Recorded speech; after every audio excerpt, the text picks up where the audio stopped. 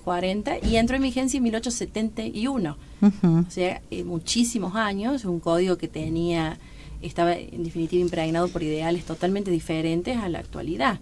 Si bien ese código civil, que llamamos nosotros el Código de Vélez, porque fue en realidad Dalmacio Vélez Sarsfield quien fue su creador y que fue aprobado de manera casi total, en su momento no tuvo ningún tipo de modificación. O sea, como se creó, se aprobó y entró en vigencia. Sí. Si bien después tuvo modificaciones, fueron modificaciones parciales de un 5%, un 3%, prácticamente el articulado siguió completo.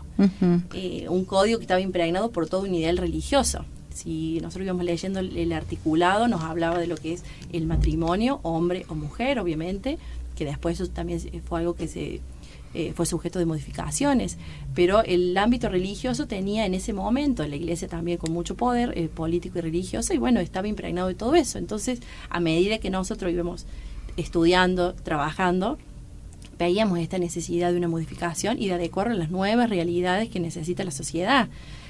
Así que yo creo que con buen criterio de atino se llegó a esta modificación, en lo cual, bueno, la ley que lo va a regir ahora es la 26.994. ¿Tuviste oportunidad vos de leerlo completo? Sí. ¿Y las modificaciones que hay son las que eran necesarias? ¿O quedó alguna todavía? Y quedan modificaciones. ¿Quedan todavía? Siempre queda algo de adecuar a la realidad. Sí. Pero bueno, yo creo que es un avance. Estamos hablando de un código al 100% nuevo. Sí. Prácticamente nuevo, lo cual nos ha llevado a todos los que nos dedicamos a este ámbito a hacer cursos, capacitaciones, porque claro, es empezar de cero. Es un cambio completo, cómo se va en sí, el articulado es diferente y cómo se puede implementar. Obviamente que a partir del 1 de agosto va a empezar su vigencia, va a empezar la práctica y bueno, habrá que ver cómo se implementa, porque ya vamos a ver las modificaciones, cómo se va a llevar a la práctica. Una cosa es el articulado y otra cosa la implementación. No olvidemos que quien lo dictan y quien lo hacen son personas que en general no se dedican al ejercicio de la profesión, así que hay que ver cómo lo vamos a aplicar. Pero yo creo que es algo positivo para toda la sociedad en general, va a ser algo muy bueno.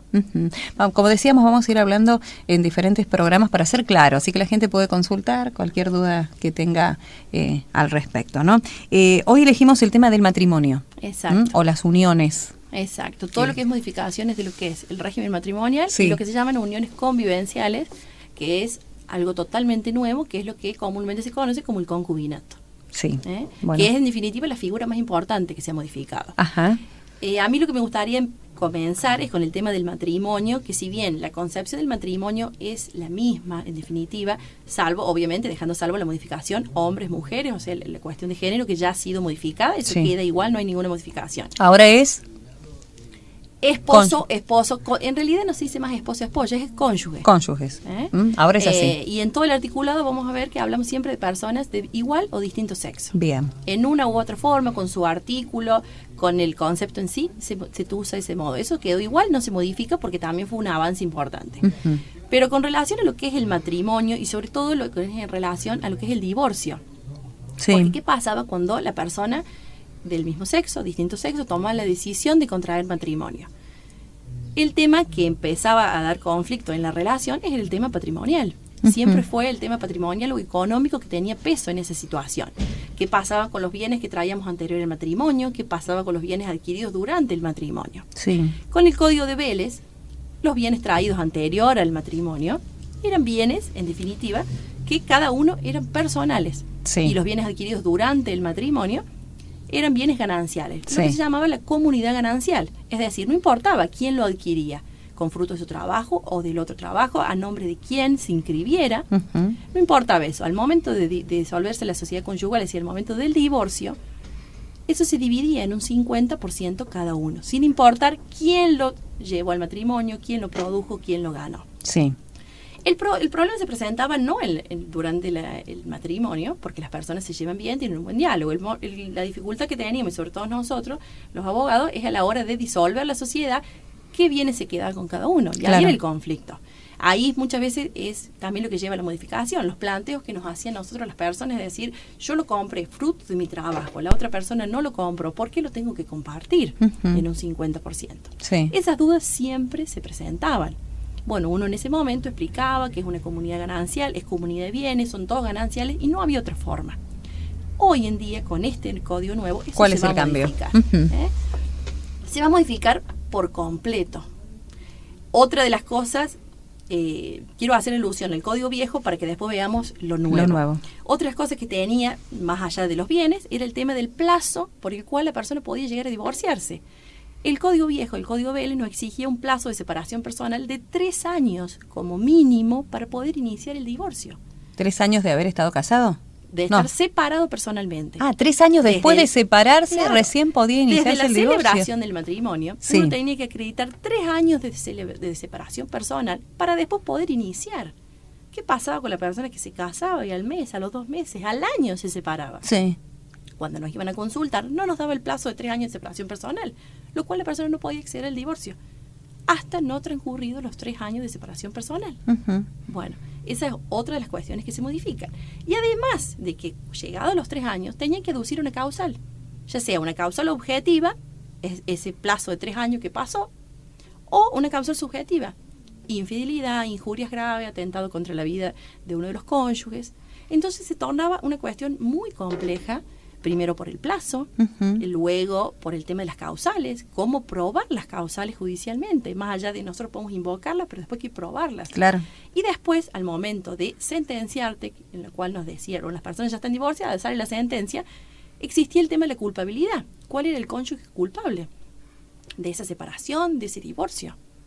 Entonces era una cuestión, totalmente se convertía en una guerra durante ese tiempo. ¿Qué pasaba con los hijos durante ese tiempo? ¿Qué pasaba con las cuotas alimentarias en ese tiempo? ¿Qué pasaba con los bienes en ese tiempo? ¿Por qué? Porque el primer tramo del divorcio no hacemos alusión, podemos hacer alusión a los bienes, pero no se dividen en definitiva.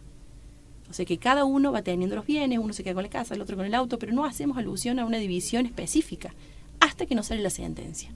Y después si llegábamos a lograr un acuerdo para esa división, que es muy complejo. Este código nuevo modifica todo, simplifica todo y yo creo que se adecua más a la realidad. Por empezar, en primer lugar, no exige el plazo de los 3 años de separación personal. La figura de la separación personal la elimina por completo y no requiere el plazo de los 3 años de separación. Bien. O sea que yo me puedo casar hoy y mañana en la mañana puedo tranquilamente iniciar el divorcio. Bien. De manera individual o de manera colectiva. Ajá. O sea, en conjunto, digamos. Sí. Puede ser decisión de uno o decisión de los dos. A eso te referís. Exacto. Sí. El anterior código podía ser unilateral o bilateral. Sí. Uno de los cónyuges o ambos. Pero con el tema del plazo. Ahora el plazo se elimina. Sí. Y se elimina la figura de la separación personal. Por lo cual es un avance muy importante porque la persona lo va a poder hacer en el momento que quiera a la separación. No tiene que tampoco aducir causales, ni de tiempo, transcurso de los 3 años, ni tampoco invocación de una infidelidad, de un adulterio, de una injuria grave. No hay aducción tampoco, no se aduce a lo que son las causales, ni objetivas ni subjetivas. Por lo cual no vamos a tener una culpabilidad en el divorcio. O sea que es totalmente un avance. Elimina la separación personal, elimina el plazo de los 3 años, elimina las causales, ya sean objetivas o subjetivas, y la culpabilidad en el divorcio. Es decir, yo me caso hoy, mañana me puedo divorciar, tomo una decisión ya sea personal, se puede hacer también en conjunto, y evita muchos conflictos personales, porque al no aducir una causal, es como que también uno ayuda a que la persona no tenga esa lucha o esa guerra con la persona que ha convivido o se ha casado durante mucho tiempo o poco, lo que fuera. O sea que es un avance importante.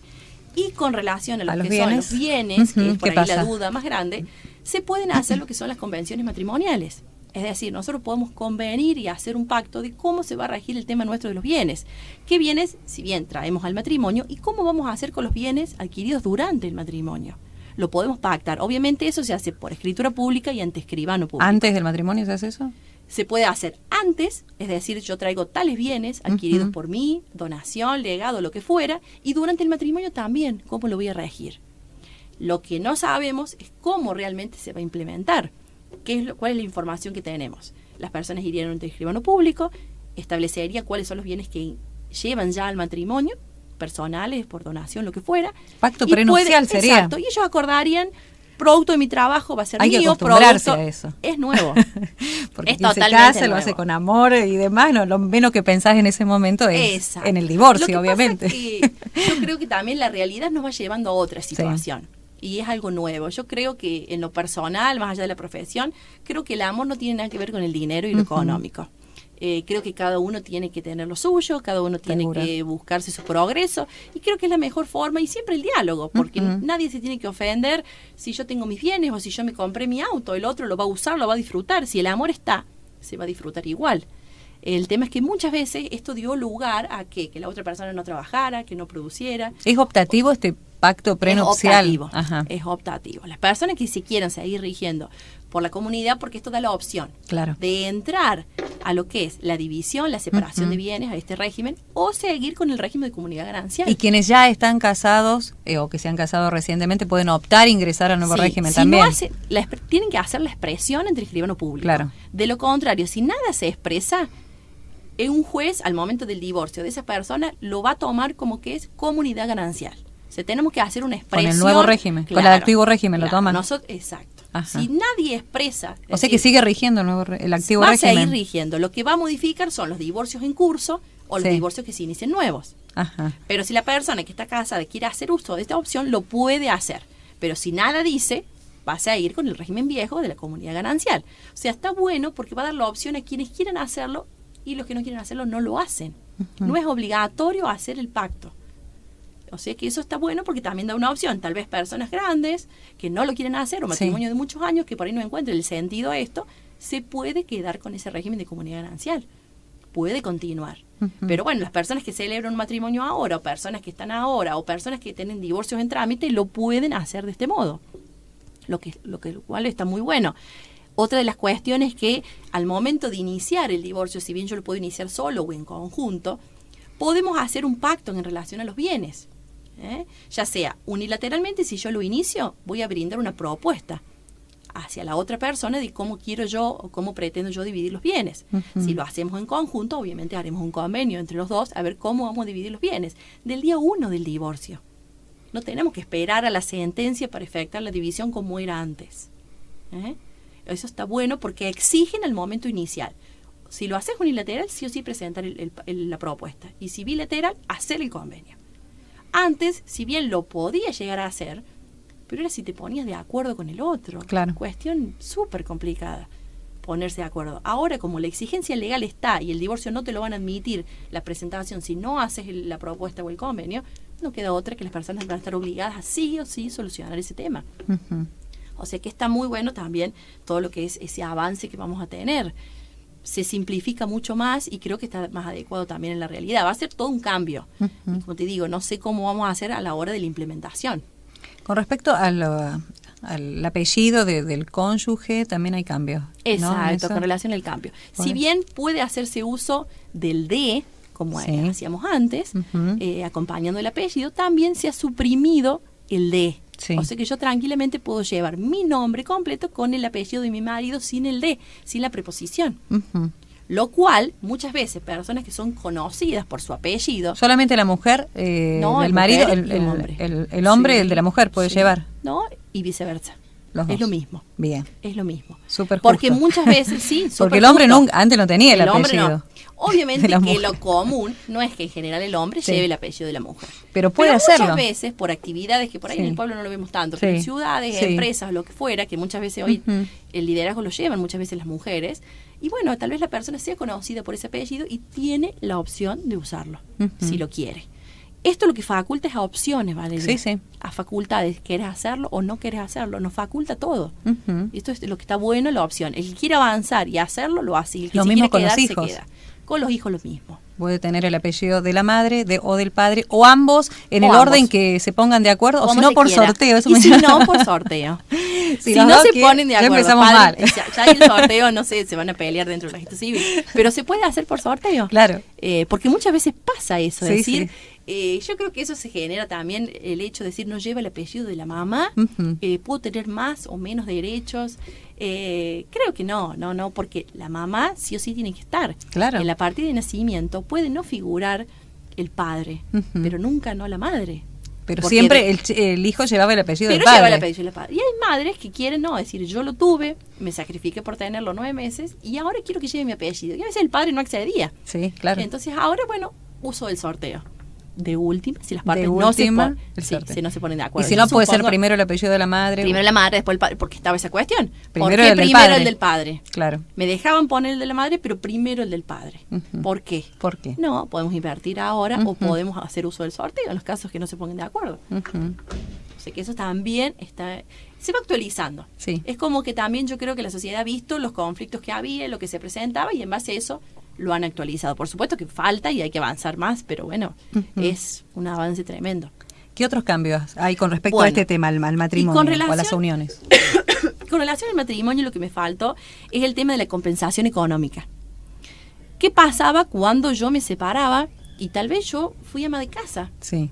Y me quedé en mi hogar para que mi marido trabajara y yo cuidé de mis hijos y cuidé de su dinero y cuidé de su casa. Al momento de separarme, sí, me daban lo que correspondía por bienes gananciales, pero tal vez yo necesito una compensación económica hasta tanto poder afrontar una vida nueva, empezar a trabajar, salir al mercado. Entonces, bueno, esto también da la posibilidad de compensaciones económicas. Se puede pactar compensaciones económicas, ya sea durante lo que es el matrimonio, durante lo que es el trámite de divorcio, disculpe, o lo que es después también de la celebración, lo que es la sentencia de divorcio. Sí.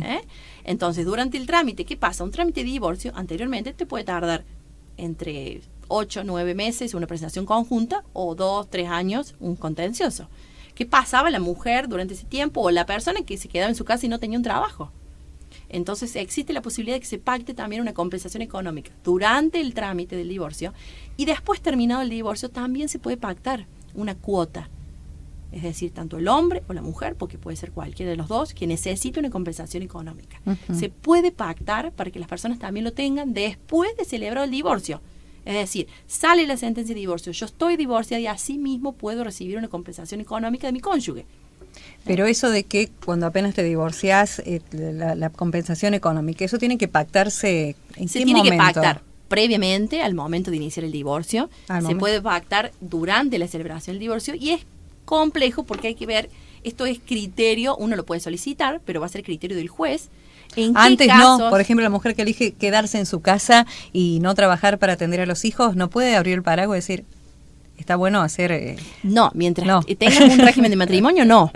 Pero durante... Porque después no se sabe qué puede pasar. No, y esa es la situación. Por ejemplo, vos podés tener mucho capital, tu marido puede tener capital, vos también, pero ¿qué pasa mientras se tramite el divorcio? Que esos bienes no se venden, los bienes se usan, tal vez son bienes, pero que se usan para el trabajo. Entonces, ¿qué pasa? ¿De qué vivo yo en ese tiempo, 2 o 3 años? ¿Cómo pago los gastos del trámite, el abogado? ¿Cómo afronto esa situación? Porque a veces se elige en conjunto que la mujer se quede en casa. Sí. Está quien elige quedarse... No hace falta que trabaje, o me quedo porque, bueno, la situación amerita que me quede. En los y casos creo que es una elección de vida. Exacto. Hoy vemos las parejas nuevas, en general todos los dos trabajan, pero lo que es, yo veo en el caso de mi papá y mi mamá, que no son personas tan grandes, tienen 50 años, y sin embargo ellos vienen de la cultura de que la mujer se tiene que quedar en la casa, que tiene que cuidar a sus hijos, el dinero, la casa, la comida. Bueno, ¿y qué pasa con esas mujeres cuando tramitan el divorcio? Supongamos que les toca la mala suerte de divorciarse, ¿y qué pasa? ¿Qué van a hacer durante toda esa tramitación? Y hasta que se venden los bienes, y se dividen, y se adjudiquen. Entonces existe esta posibilidad de esa compensación económica. Obviamente que eso habrá que probar la situación, cómo viven los cónyuges, cuál es la situación patrimonial de cada uno. Va a ser algo complejo, como es una posibilidad, no es una obligación. No. Del otro cónyuge compensar económicamente. Está legalmente pactado, o sea que se va a pedir en todos los casos. Bien. Esa es la realidad. Nosotros cuando lamentablemente nos dan un artilugio legal para usar, se usa siempre, y más en ese caso. Imagínate que teníamos que defender a las mujeres, que era en general de los casos, las partes más perjudicadas. Hoy lo vamos a pedir sí, siempre la compensación económica. Y si no se pide, el juez lo va a ordenar. Pero va a ser cuestión de prueba también. No en todos los casos va a existir una compensación económica. Está expresamente establecido. Bueno, habrá que ver cómo te digo, cómo se va a instrumentar, cómo lo van a dar, en qué casos. Hay mujeres que tienen más ingresos que el hombre, o tienen más bienes, o tienen una situación patrimonial diferente. No en todos los casos. Habrá que, yo creo que se va a aplicar en estos casos, como te digo, esa mujer que cuidó de sus hijos, que se quedó en su casa hasta que pueda salir a la vida de la realidad. Bueno, es un cambio muy duro, y yo creo que en esos casos que sea probado siempre, con prueba durante el juicio, se va a aplicar la compensación económica. Se puede pactar una cuota fija por un tiempo determinado, es decir, yo te ayudo 2, 3 años hasta que vos te acomodes, o indeterminado también en los casos más excepcionales, que va a ser más difícil, una cuota indeterminada por indeterminado tiempo. Pero bueno, está la posibilidad, y yo creo que todos los abogados lo van a pedir dependiendo el caso que toque. Seguro. ¿No es cierto? Bien, repasamos entonces los cambios principales. Se eliminó la figura de la separación personal, Ujú. se eliminó el plazo de los 3 años como requisito para poder acceder al trámite Sí. de divorcio. No tenemos que aducir más causales, ya sea objetivas o subjetivas. No existe más la culpabilidad en torno al divorcio, es decir, nos divorciamos, cada uno por su lado, no hay culpabilidad de ninguno de los cónyuges en el trámite. Y otra de las cuestiones es este tema de la compensación económica que faculta esto. Bien. Y los pactos y convenios respecto de los bienes, ya sea hacer una propuesta si lo inicia unilateralmente el divorcio o hacer un convenio si lo iniciamos juntos. Ya deja regulado el tema de la división de los bienes o cómo nos vamos a manejar también. Al momento también otra cosa, de ingresar al matrimonio, hacer ese convenio, ese pacto, para que regulemos cómo vamos a hacer el tema de los bienes durante el matrimonio. Que eso, bueno, hay que ver. Bien. Y el tema del apellido, que se saca el D. Se saca el D. Yo tengo la opción de usarlo al D Sí, si por quiero, pero supuesto. si no, no lo uso más y puedo agregar el apellido. Para las mujeres ya que sea decían, yo no soy de nadie. Exacto. Bueno, ahí está. No, porque de en nada. definitiva queda como una propiedad. Exacto. Que esa es otra modificación, que lo vamos a hablar más adelante, que no se toma más la persona como un valor económico, Sí. es decir, como una cosa, sino se lo toma desde el punto de vista espiritual, Ujú. como algo mucho más moral, con carga más emotiva. Entonces, Bien. por eso también es ese cambio. Y los hijos que pueden llevar el apellido de la madre y del padre, de la madre o del padre, O en el efectuar orden un que quiera. sorteo. En lo peor De los última, casos, un sorteo. Un sorteo, exacto. Yamila, nos encontramos el próximo viernes. Bueno, vale. Muchas gracias.